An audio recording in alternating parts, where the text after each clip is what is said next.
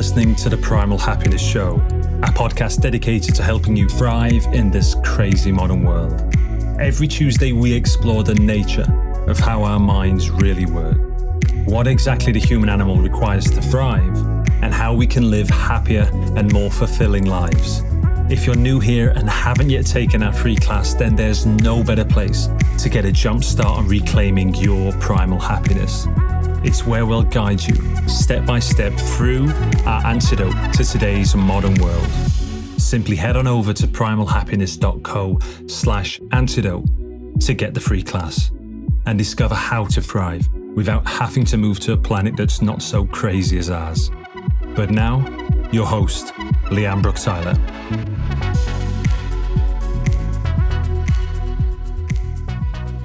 Hello, my beautiful people. A huge warm welcome back to the show.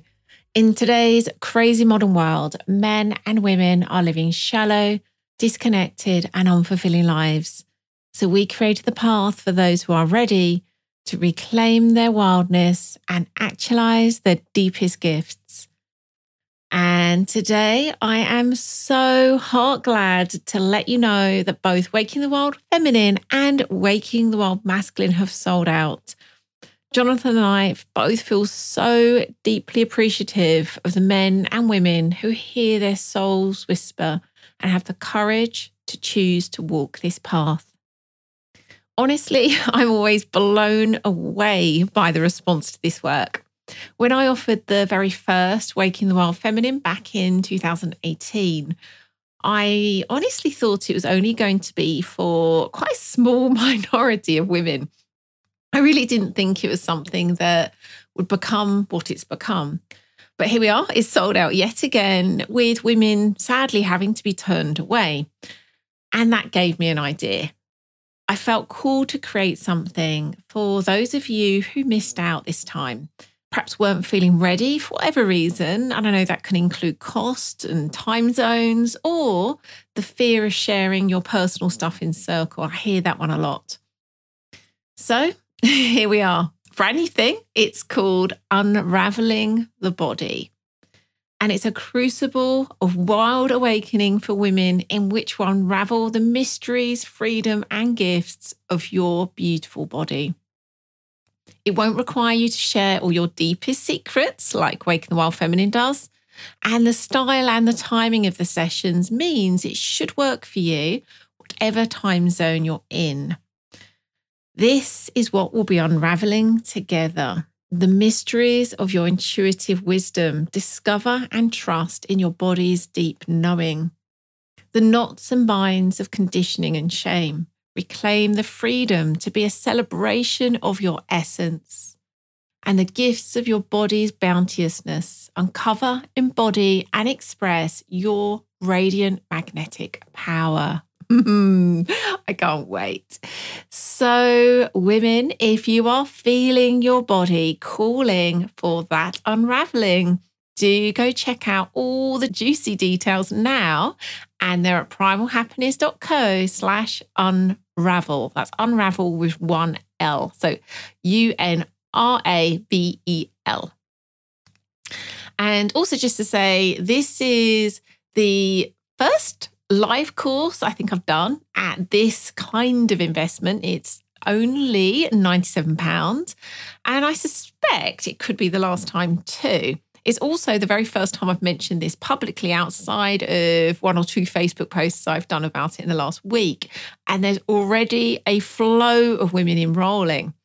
It's extremely likely to sell out, whenever I say that, I kind of can't always believe it myself. But hey, it does keep happening. So if you feel like this could be for you, if you are feeling that call to unravel your body, don't miss out. Do come join us now. And that URL again is primalhappiness.co/unravel. Can't wait to see you in that first session. And that's in May, just to add. And now on to this week's show. It's with my good friend, Eliane Sainte-Marie, the founder of Parenting for Wholeness, creator of the acclaimed Clean Parenting program, where she guides parents in experiencing the ease and harmony she promises is possible in families. She's the author of the book Clean Parenting, The Peaceful Parent's Essential Handbook, a mother to 3 wonderful adult daughters. She's passionate about helping parents raise children who are whole, as well as helping them shed what's in their way of living from a place of wholeness. That's one of those kind of descriptions of someone and their work that just thrills me to read. Like, it's just so talks to what Eliane's about, and it's so in alignment with what we're about here on this show. So in this conversation, we spoke about the hot topic of children and their use of technology. And this is a perfectly timed, although completely unplanned, follow-up to last week's episode about technology too. That one was much more about, I guess, particularly more about adults, but very much focusing on the effects on the brain and sort of practical ways that we can, I guess, be in a place of more choice about our use of technology. This one is specifically about children. So we explored the foundation of parenting from a vision of raising children to grow into healthy, happy adults. How to tune into what's right for you and your family when it comes to your children's technology use. How to handle the problems that might be arising from your child's use of technology. And lastly, some simple guiding principles when it comes to parenting. This was one of those episodes that I was just delighted to co-create with Eliane, and I suspect it's one that I'll keep referring back to and share with my friends and family who are asking for support on this topic. I wonder if that's going to become one of these episodes for you too. Let's dive in.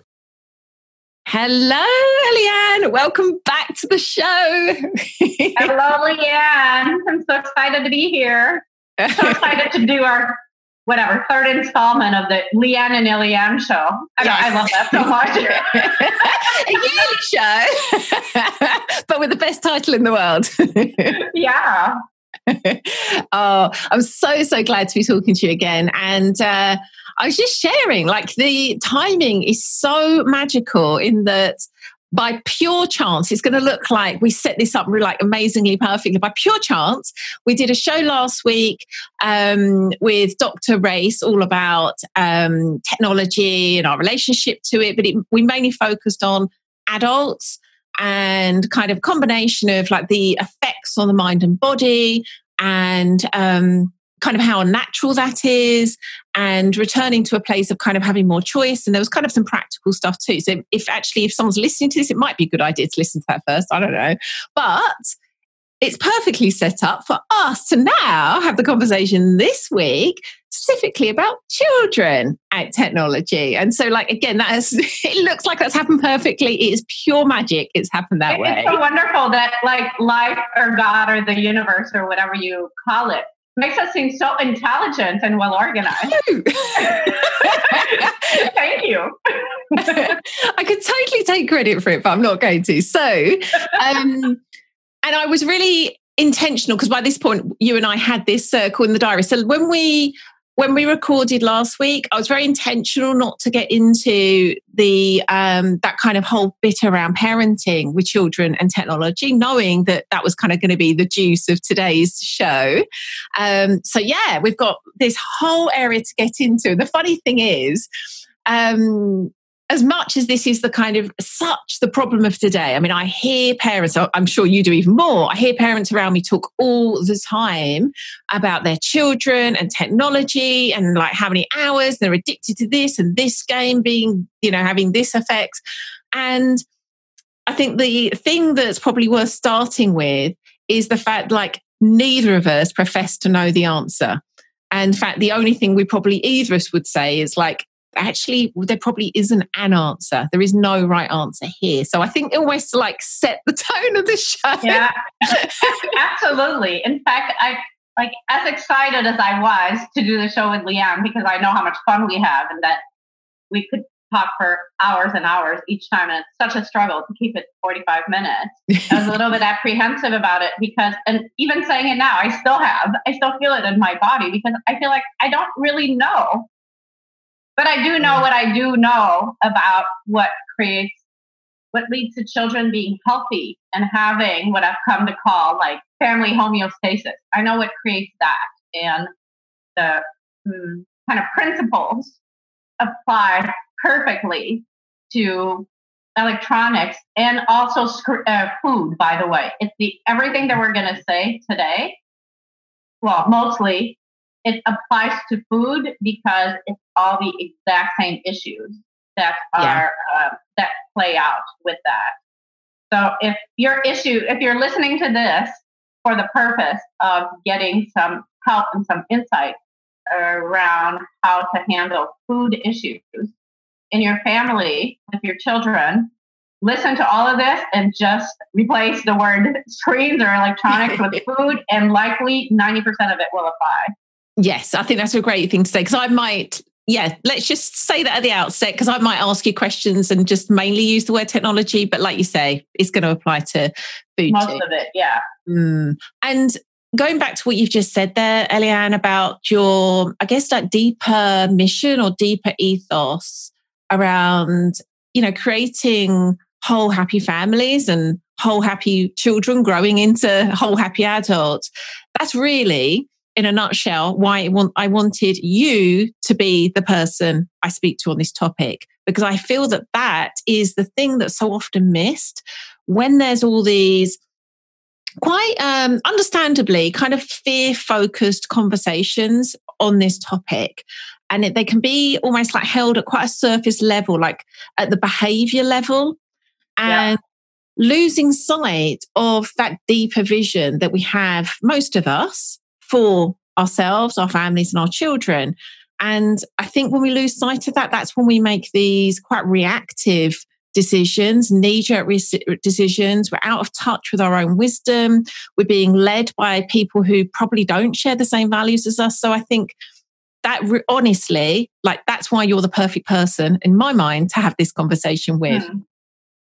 I'm so touched when you say that, because I so respect you. And, when I have like dark moments, I think, but Eliane really respects me. So I must be it must be okay or something. Anyway, it's just like, it's so meaningful to hear that. So it really touches me. But yeah, that's one of the things that I really find in my work with parents is that, they come because they want help with certain problems.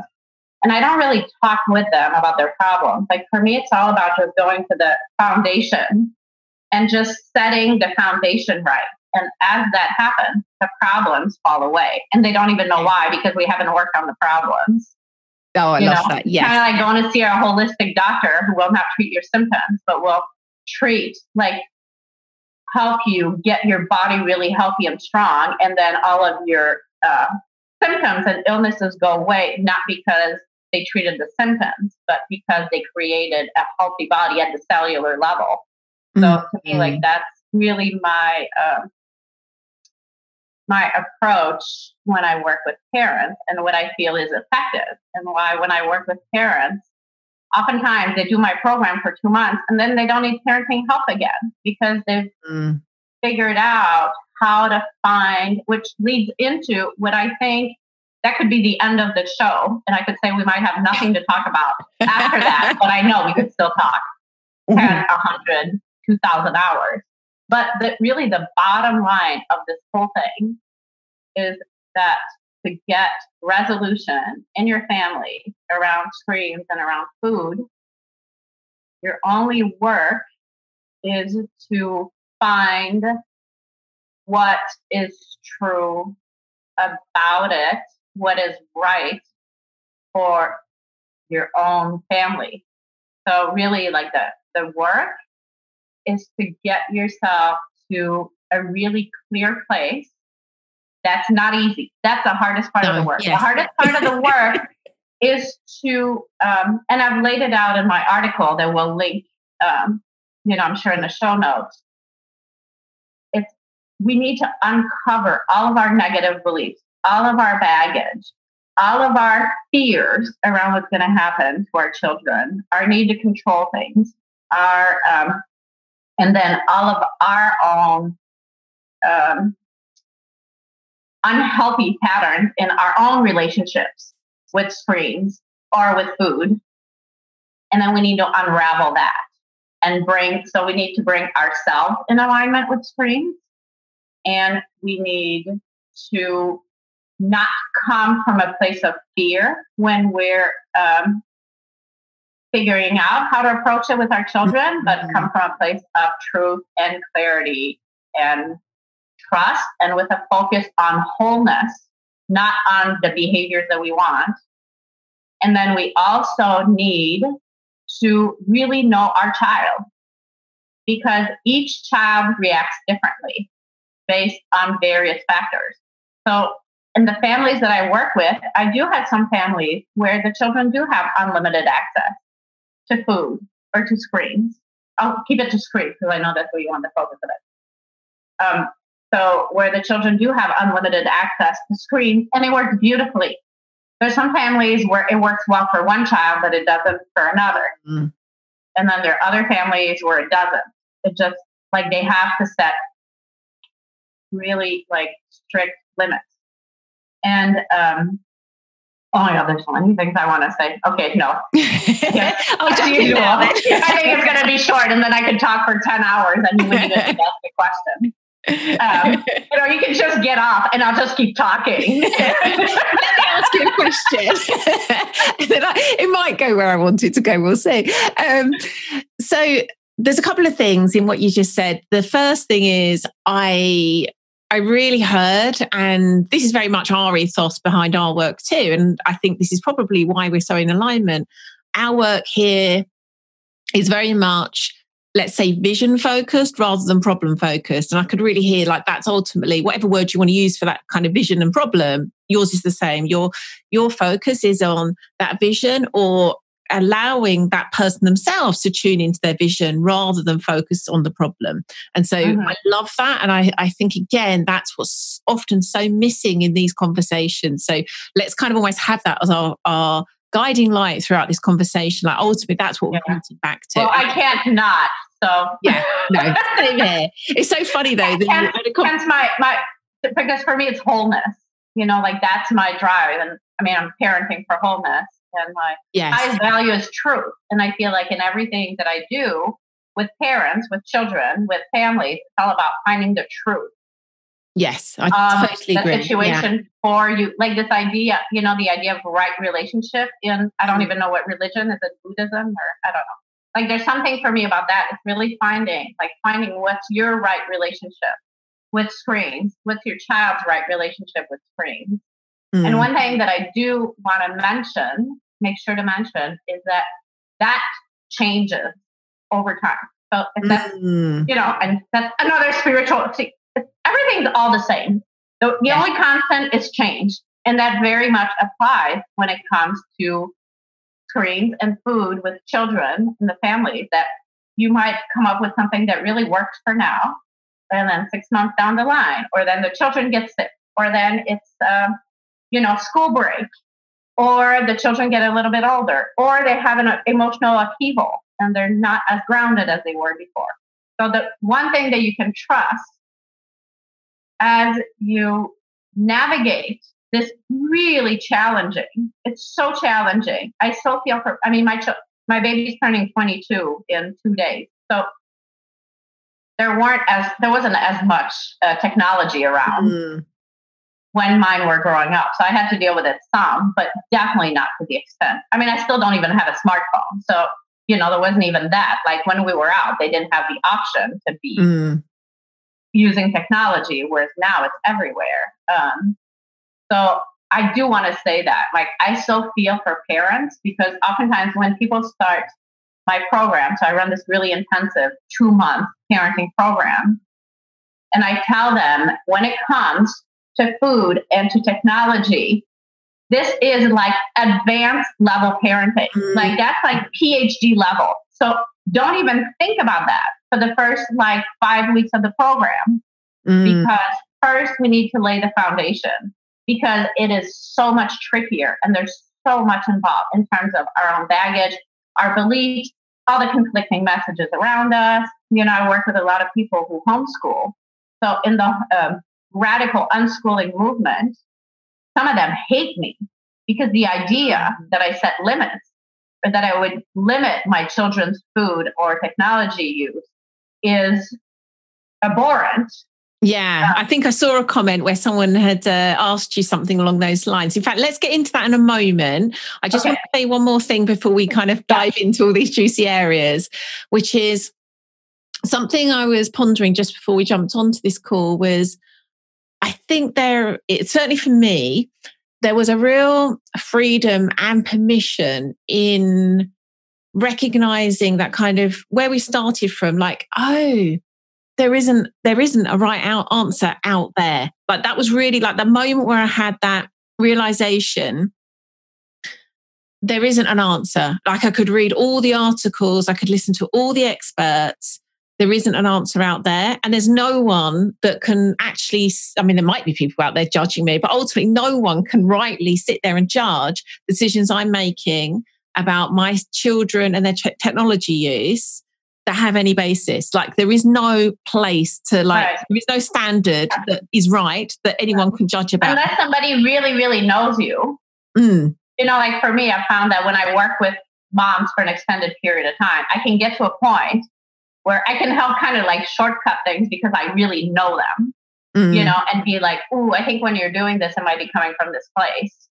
But yes, definitely. But so, I mean, just with like, if you have like a really trusted person, sometimes there are people who can help kind of like shorten the journey to finding your own truth a little bit because they have a little bit more insight. Yes. But it's very rare that there are those people in our lives who have that kind of insight and wisdom and trust in us, kind of that they can guide us properly. Yeah, for most of us, anyone that's... And when you find those people, hang on to them. Yes. That's what I found.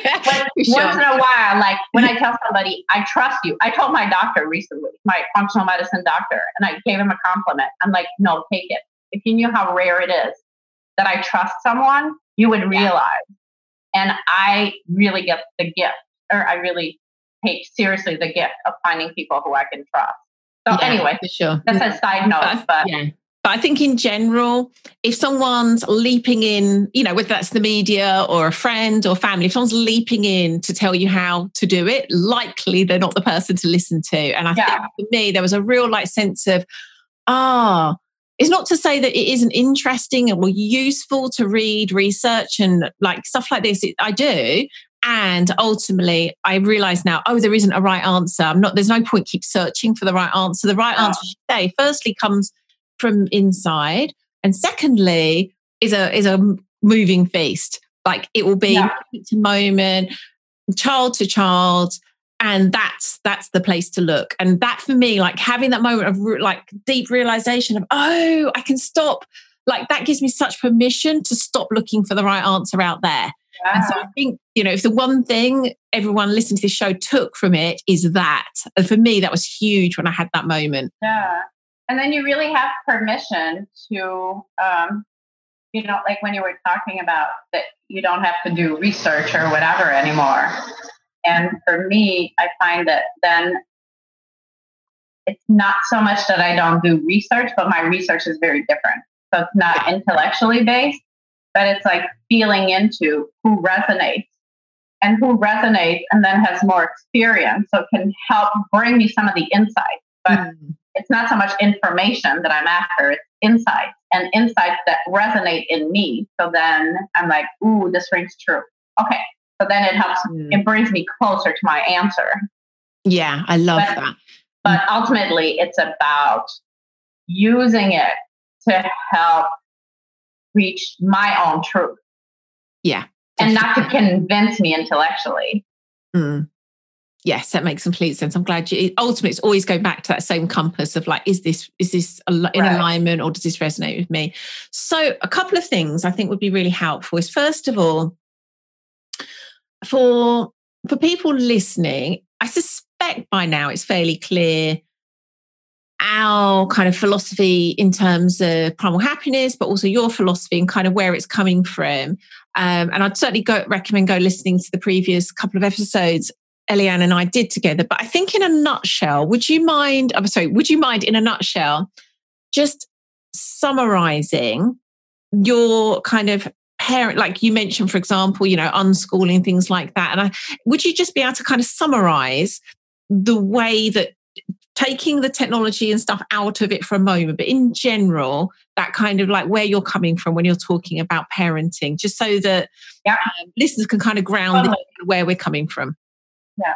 So oftentimes an analogy that I give is, if you take a plant or, I don't know, a tree seedling, there are things that seedling needs in order to grow into the healthiest tree that it can be. So for me, this is how I see children, is I really look at, and babies, what are their basic needs that if they are met will allow them to grow into who I believe human beings are meant to be. And I want to cry saying that, because it's so rare that we actually get to see what a human being is meant to be like. And one of the really cool things of my doing this work now is that I have 3 of them. And it's, recently there was a wedding in my family, so where they saw them and all together for the first time. I couldn't actually go. But I could only imagine what it was like. And my parenting was so criticized because it was so different. But what it was like to see these 3 young, well, I guess one wasn't in her 20s yet, but the way that they are, you don't meet humans like that. And the word that I use when I think about, and they're not perfect and they have baggage. And I was so far from perfect. In fact, I have an article on that topic, but I've often said that the book that I would write would be How to Raise a Healthy Child When You're All Fucked Up. Because that's what I did. I almost died 4 years ago from mental illness. And 2 of my girls had already left home. So I managed to do that while having all of my baggage. But the reason I was able to do it is because I knew what humans need to develop properly. And I knew that from the book, The Continuum Concept, which is my parenting Bible. So I'll include info on that. And so envisioning my 3 daughters at that wedding, what I could see that is so unique about them is they're full of themselves. But when I think full of themselves is they are fully embodied who they are. And it's unmistakable when you see them. And all 3 of them are so strong and so, they have really big personality. And but there's a way, they're so emotionally intelligent. They can connect with people. They're thriving in their life. They have quality, deep relationships. They know who they are. They do not, they live in integrity with themselves. And they know how to stand up for themselves, but in a kind way. They're loved. They're loved by their teachers, by their employers. They're effective in life. They know how to go after what they want. I just had a conversation with my 27-year-old this week. I was on Skype with a friend who's, 58 or something. I'm 51. And Cassandra was describing how she handled the situation at work. This is my child who was so afraid of conflict. And the way she handled the conflict with one of the coaches who disrespected her, I was floored. And both Carolyn and I had slack jaw, what? How? And she's like, but I had to work so hard at that. I'm like, what do you mean you had to work so hard at that? Carolyn and I have been working for decades. We've probably spent $150,000 in all kinds of professional support to try to clear enough of our trauma and our stuff to be able to live effectively. And you decided last year that you wanted to get better at conflict, and all on your own, you've mastered it. So, what I say is, no, they're not perfect and they have their struggle, but that's what a healthy human being who has a strong foundation. And I think of it in terms of, it's like setting a healthy operating system. For me, my operating system is so faulty that any tiny little virus crashes me for weeks, months, years. When you have a healthy foundation, a healthy operating system, if a trauma happens or something challenging, it doesn't debilitate you and you're able to deal with it. Yeah. So anyway, so that's one of the things about my parenting philosophy, is really creating that healthy sense of self and a sense of safety. I have an audio on that. I'll link that. And then the other thing is that... Can I just I just want to pull out a piece that you said there. I think so powerful to tune into, which is this sense of, and it kind of sounds obvious. And again, I think it's something that's constantly missed, that within our, you could say, in our DNA or in our blueprint, we're kind of wired for that wholeness. We're wired for health. This is something that we have to, if, as you say, if the kind of soil is fertile and we get the right nutrients and all those things, we have in our blueprint the ability to grow into these kind of healthy, whole adults. And I think that's, again, so missed. I mean, that's, again, so much pointing back to that, our wild selves are, we have all of that already wired in us. This is very much a kind of going back to what we, it's very basic, actually. Yeah. And it's why, one of the things that they talk about that pisses me off, and I've written an article on that too, there's going to be such a list, that, they talk about, you need to get yourself healthy and you need to model the right behaviors for your children to be healthy, which is really discouraging for those of us who have a shit ton of trauma. Well, it's not true. It's not true, because I didn't. There was no way that my ex and I could not model healthy relationships for our children because we had no experience with it. But because we knew how to meet their basic needs, they knew how to do healthy relationships. Because it's not something you learn from a book. It's something that if you're whole, you have access to your inner guidance, to your compassion, to your boundaries, and to the ability to communicate without massive loss. And then you create healthy relationships. Yeah, that's such a great point. Sorry, I interrupted you. You're about to say there's a second point, part 2. Yeah, and that leads us to that other part, which is, so really, like, to me in my work with parents, I see it as helping them find their own answers. Because it's the same thing with parenting. Most of humanity, and if you look at other mammals, like a dog does not have a baby and go read a book on how to take care of its puppy that was written by a male dog. Like, that's not how it works. We have instincts. We know how to parent.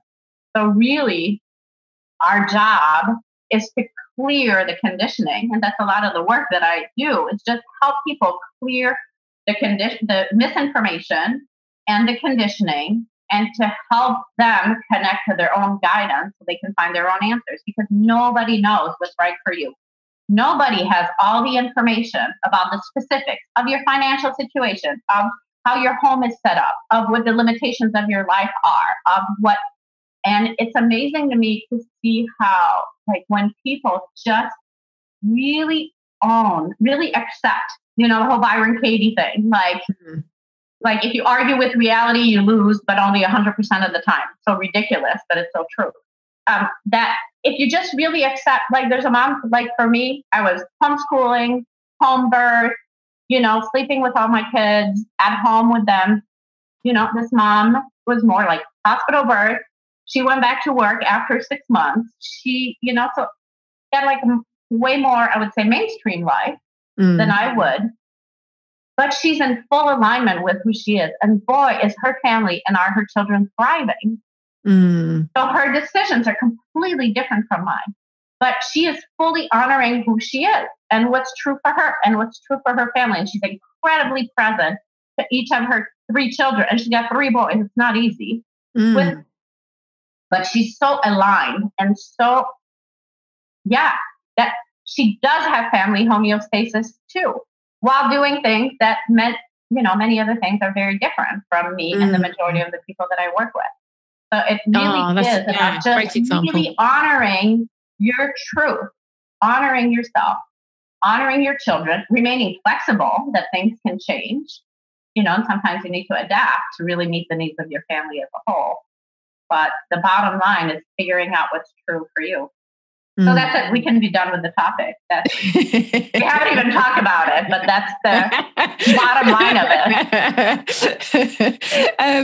Right. I'm sure I can think of some problems here. But the thing I'm thinking is there's a lot of crossover I would say, between what we're talking about here and other forms of parenting that I think, you could call, I don't know, gentle parenting, conscious parenting, attachment parenting.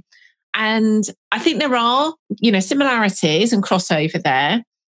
And this goes back to the first show I think we did around leadership and parenting, where I think that's the piece that where, like you said, sometimes people who are very child-led can see what you're talking about as kind of being counter to parenting that way. So I think this is quite fascinating. This is where it becomes this, okay, everywhere else I parent, I can sort of see that there is a real natural flow to parenting and to family life. And then you've got these unnatural ingredients of, as you say, technology and food, even though we're primarily talking about technology, is definitely true for food too. These unnatural aspects that weren't kind of coded in to that acorn before, that grows into a healthy tree. And so I think that's where it's really interesting. I can see why people get hooked on it and heated about it, because it's like, oh gosh, this is where, and like you say, our fear comes up. And so it's harder to listen to our wisdom. So I'm just trying to think, is that what's the actual question here? And I think there's also, noticed someone said, I think I do. Something like, well, books also aren't natural. And yet you're not suggesting limiting books. I mean, my sense of it is, well, they're not generally. I mean, I'm fairly addicted to books, but in general, people aren't addicted to books. It's a very different experience. I mean, I was addicted to books too. But even then, I can speak to actually, that's a perfect lead-in. So as a child, I was not a happy child. I mean, I was kind of outwardly happy, but I had a lot of trauma. My needs were not met at all. So, I would get lost in books because it was a way of kind of pacifying the discomfort. So yes, I love to read. So it's a perfect, oh my God, it's so perfect. I'm so glad you brought this up. It could not be more perfect. I wouldn't have thought of it. Thank you, life again. So reading is healthy. Reading is such a beautiful thing. It opened up so many worlds for me. I could not imagine life without books. And in my case, I use it as a crutch because I was unhappy in the rest of my life. So my mom would kick me out of the house to go do something. I would sneak a book under my shirt. My sister would ask me to play, and I'd say, okay, let's play house. I'm the mom and I'm reading. Because I did not, life didn't feel good. So I was just looking for some way to pacify myself to feel a little bit better. And there's actually not anything inherently wrong in that. When we don't have access to a better way to calm our nervous system, sometimes it is positive to watch TV and to eat potato chips and to do something that will at least bring down some of our fight-flight response. So anyway, so that's one point, that even if it's addictive and if it looks unhealthy, there are times when it's less unhealthy than not having an outlet to soothe our nervous system. Yes. Yeah. So that's one thing. But the other thing, and that's really my bigger point, and what moms who are really committed to going all the way to wholeness for themselves and for their children, then to me, my work with them becomes, how do we, so using me as an example as a young child, how do we figure out what are Eliane's unmet needs that she needs met, and what are the traumas that we need to help resolve so that she can come in alignment with reading. And so that, yes, she reads because she enjoys it, but not because she needs an escape from the pain and the discomfort that she's feeling inside of her. Oh, I love that. Yes. That's the gift of looking at our children's issues with food and technology from the perspective of wholeness, as in they're pointing us to something that's off in our child, and we have an opportunity to use it to help heal their traumas and to help bring them into I've never used that term before, but like emotional homeostasis, you know, like to help just bring them to that sense of wholeness where when you are in that place, I know for me, like I've struggled a lot with depression and anxiety. When I'm in a depressed state, I can watch TV 14 hours a day. Once I start feeling better, the idea of it feels ludicrous. Like the idea of sitting down in front of a box and watching something that somebody, like it just, my mind can't wrap itself around. So is my work to limit my TV use, or is my work to deal with the causes of my depression? Yeah. So that I'm not drawn to the TV. I haven't watched a TV show in weeks now because I've been feeling so good the last few weeks. Yeah, I think that's such a great example. And again, how we can get so hooked on our child trying to like, oh, that behavior is maybe problematic without looking deep. I mean, that's such a great example with you being an avid reader and me being an avid reader. And I'd say pretty much my kind of need to read as much was healthy. I don't think it was driven by a need. Because you had a much more wholesome childhood than I did. Exactly. And you had this wonderful father. I don't remember the specifics with you. Yes, exactly that. I know your father basically was the clear benevolent leader. Like you experienced what it was like to grow up. So I feel like even you and I are really good examples of the difference. Yes. Like because your needs were mostly met as a child, you developed a healthy relationship with books. My needs were so not met that for me they were a crutch and a way to just pacify the pain some. Yeah. And so I think that's such a great example where even something that seems fairly innocuous like reading can be, and it also can't be. And also sometimes it is actually in that instance, you say, I think that actually was your deep wisdom at play. Like that then was actually a far better experience for you than if you hadn't. And so again, I think it's just always to look deeper, like what's the driver behind that behavior? In fact, I think that's a really good place to go now. So I noticed in your article, you asked kind of questions, or you kind of provided questions that parents could ask of themselves when looking at their child's kind of, behavior around food or technology and things like, I don't know if you can remember, but things like, how are they after they've been using it a lot? So can you remember some of those? I think that's really helpful kind of like direction of like being able to check in yourself what you're looking at versus being kind of reactive and fear-based. Yeah. I mean, we're going to link the article, so I don't necessarily feel like I need to go into every one of the elements, but I think really the core one is to ask, is there really a problem here? Or is it just a should? Is it just a belief? So, okay, so your child eats maybe more sugar than the blog that you follow tells you they should. But is there a problem? Is your child healthy? Does your child sleep well? Does your child, is his energy pretty balanced? Does he still eat other foods? Does he get sick? Maybe there's no problem. The only problem is in the beliefs you've picked up along the way, in your fears. And if you work through that, you can forget the whole thing and just go focus on something else that you want to focus on. Go take a pottery class with your child and have a blast.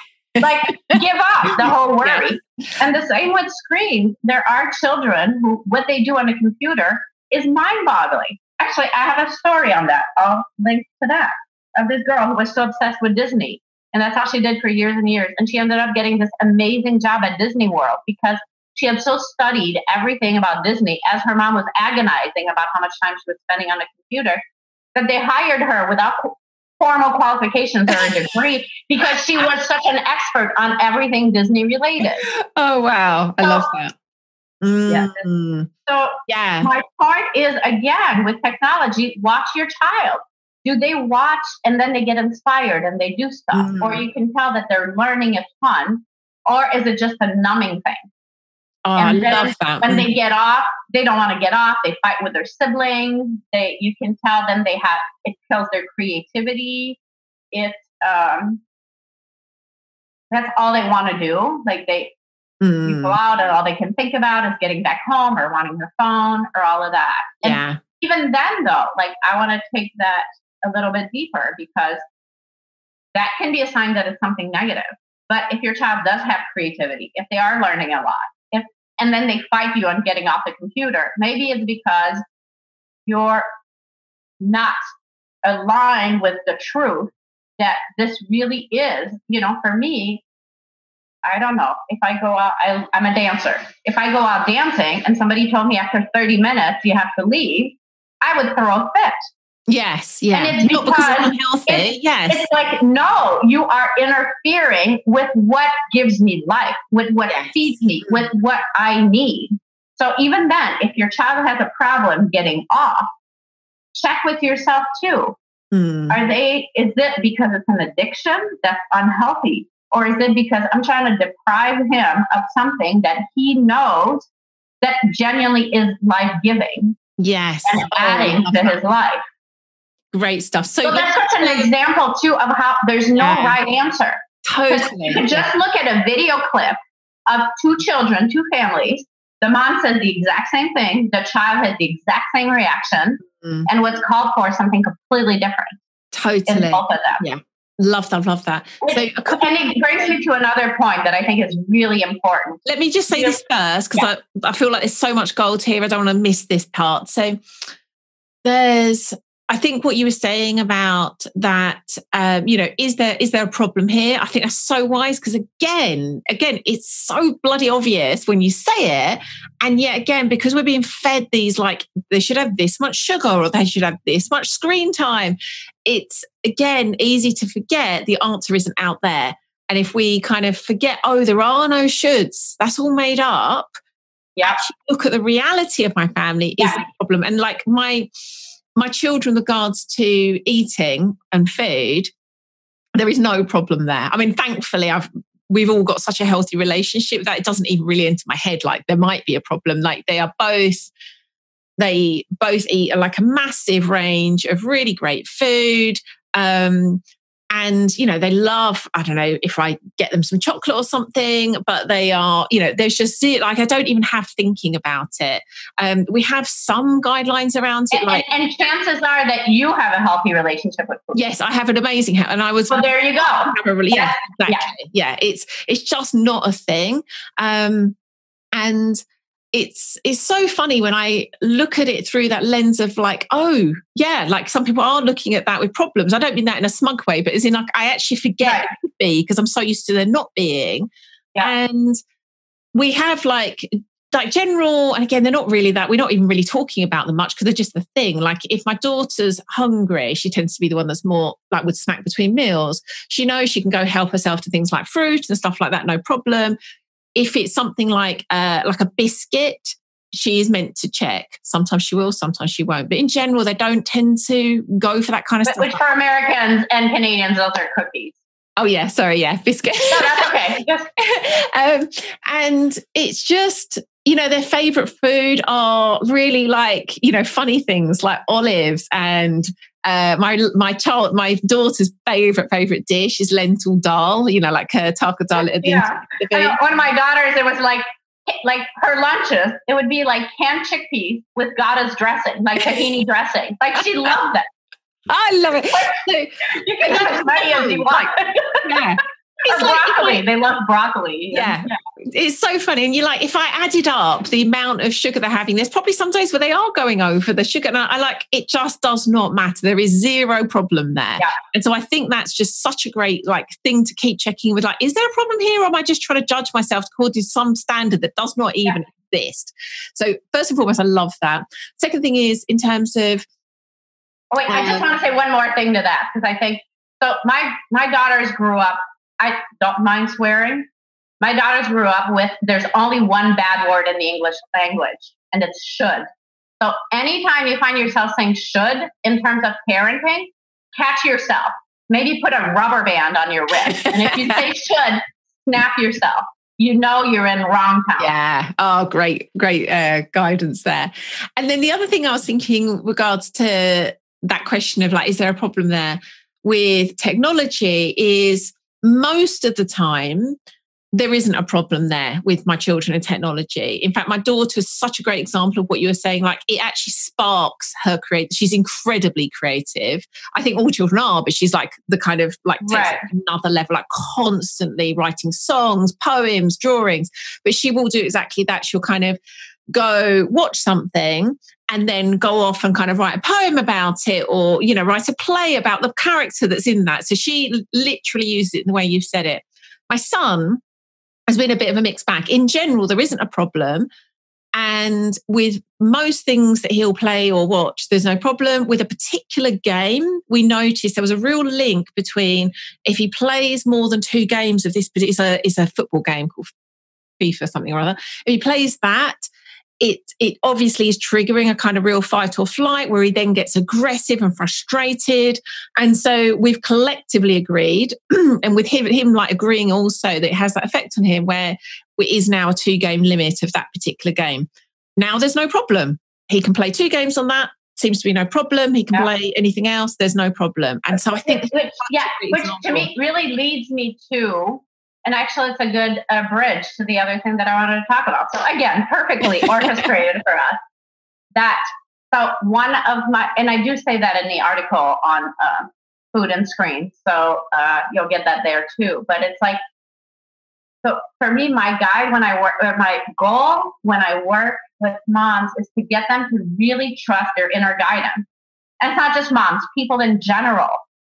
You have access to guidance. Whatever your spiritual beliefs, you have access to it. And it's through listening to yourself. So for you, you're connected to it enough that you were able to really spot, ooh, there's a problem here. And then you trusted yourself and you acted on it. And that's one of the big, and then if we go back to the peaceful parenting, radical unschooling, gentle parenting community, it's that. They don't honor their inner guidance. They learn to shut down their inner guidance. And for you, you honor, even though you have full respect of your children when it comes to food and to screens, you're connected enough to your inner guidance and you trust it enough, and you're not operating from fear of screwing up your kids by setting limits.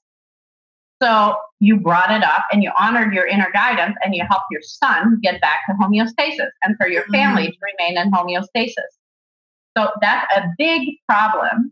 And I talk about that, and I don't think it's in that article, about like, we're talking, I think my daughter was a newborn, just a few months old, and I was getting Mothering magazine. That's how I got exposed to a lot of this, because it was before the internet age. So it's not like I was online finding all this information.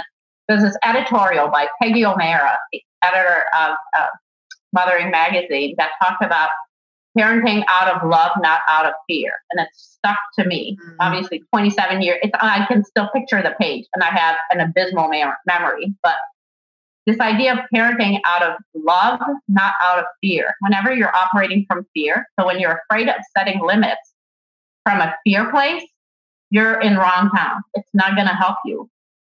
And one of the beauties, and a friend wrote something on this. We haven't yet found a way to publish it, but I really want to publish it. So I was working with this mom who was really having issues with technology with her kids. I think at that point they were maybe like 4 and 7. And with her 7-year-old, she was having serious issues.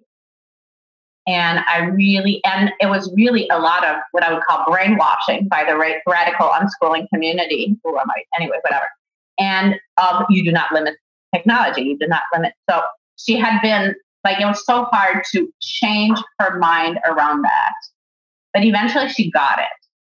And she got the importance that he needed her support to find alignment with it. And the beauty of it, and that's what the story is about, is that the process of saying no to him and him having the meltdowns, that's the healing process. So you don't have to avoid the meltdowns, but people pay me like really good money to just hold space while they cry and they process their traumas. For children, you have an opportunity. You know, when you say no and they get upset, and you can just hold them and say, I know, honey, it's really hard. And in that moment, you are helping them heal their traumas. You're helping them heal their nervous system. And if you can not be afraid of those emotions, but just really provide this loving, trusting space in which all of those energies that are trapped in their bodies and that are there, they're part of their daily life. They're living with all this gunk inside of them. It's an opportunity for them to release it.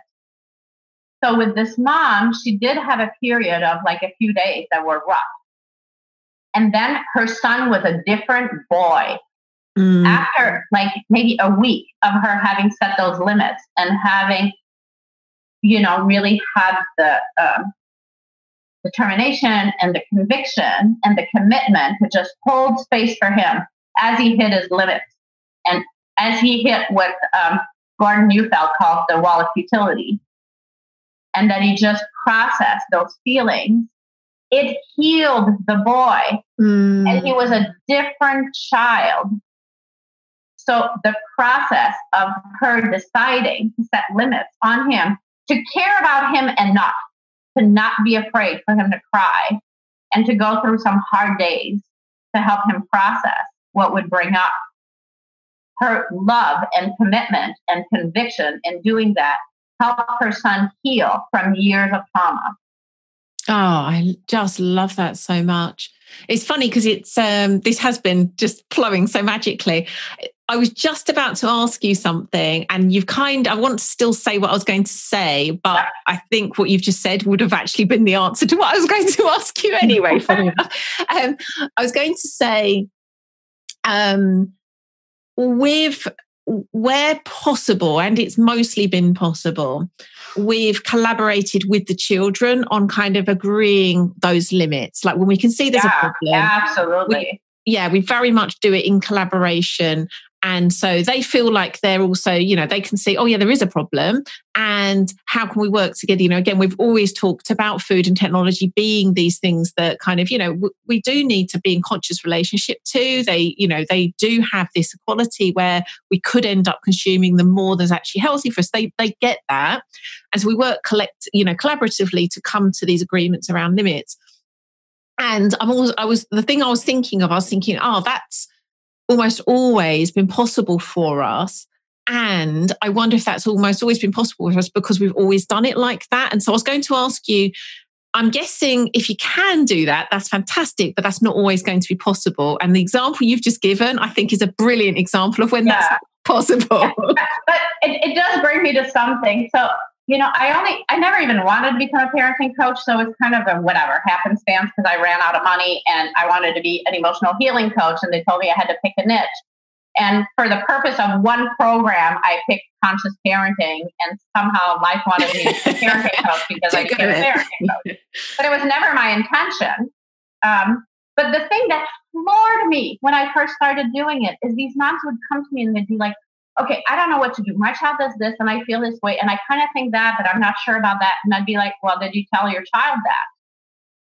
And inevitably they'd be like, no. And I'd be like, well, why don't you just do it?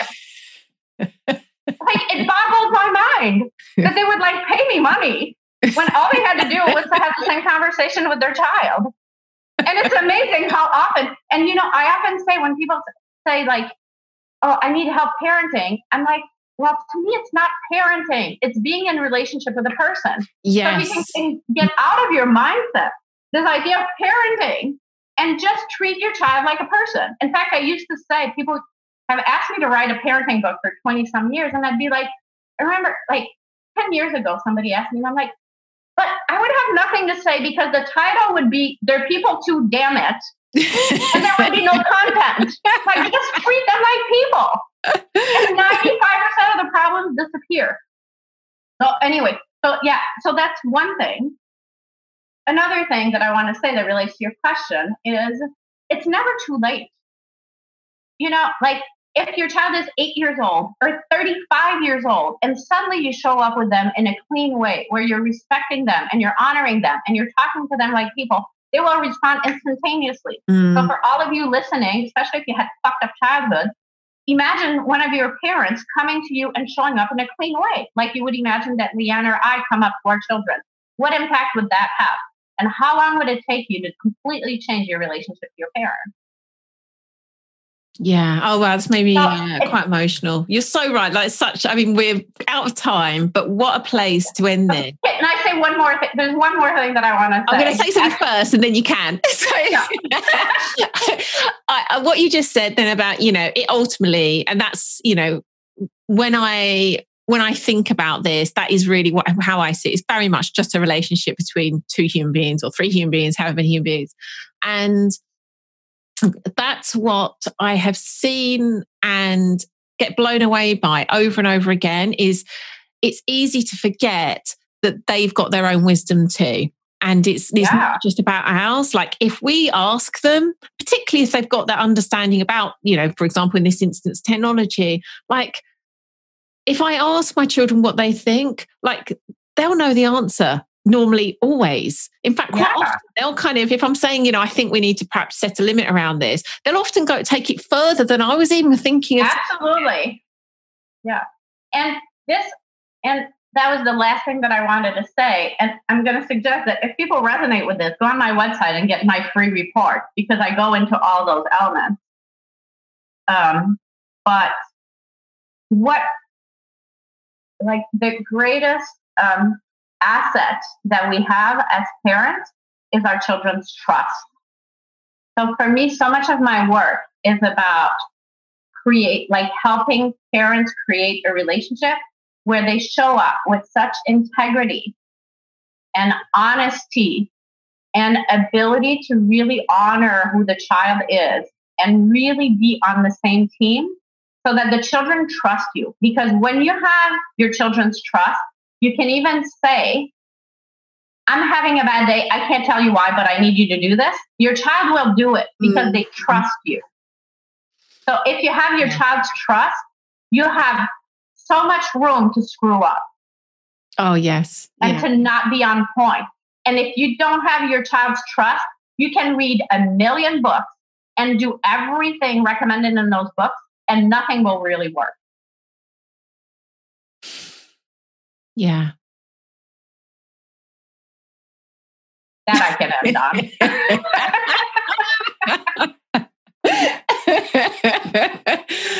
Oh, wow. That I feel just really, really, really heart open and appreciative of you, my children, my dad, like just all of it. I think when we really go to, again, like we're willing to kind of go deep and look at this for what it is beneath all the fear and like really return to love. It's so simple. It is. It's so fucking hard, but it's simple. Yeah. It's hard to get there, especially the more trauma and the more conditioning we have. Which is why I want to do that other interview with you on living. It is. It's so simple. Like, I can't even tell you how many times in my life's journey, I grew up Catholic. I don't consider myself anymore, but I can't even tell you how many times in my journey I was like, oh, Jesus said it. Love is the answer. Or I don't know, something, but it's so simple. But like the ups and downs we have to get move through to keep operating from that simple place. Totally. You were just, I'd been thinking about it before you just said that about Jesus, but Jonathan's listens to Ram Dass a lot, and there's a Ram Dass quote that's something like, tell the truth and love everyone. I may have slightly paraphrased, but it's basically that. And it's just like, oh my goodness, again, so simple, but it's... that's so funny because, I think we might have mentioned it on the leadership episode. At some point I was trying to explain to a mom how to just talk to her child, and she wasn't getting it. And at some point I went, Holly, just tell the fucking truth. And she's like, okay, I'm going to tattoo that on my forehead. Just tell your children the truth. Like, it's so simple. Yes. Like when moms are like, well, how do I say this? Just tell the truth. It's not. Remove all of the how to and just show up.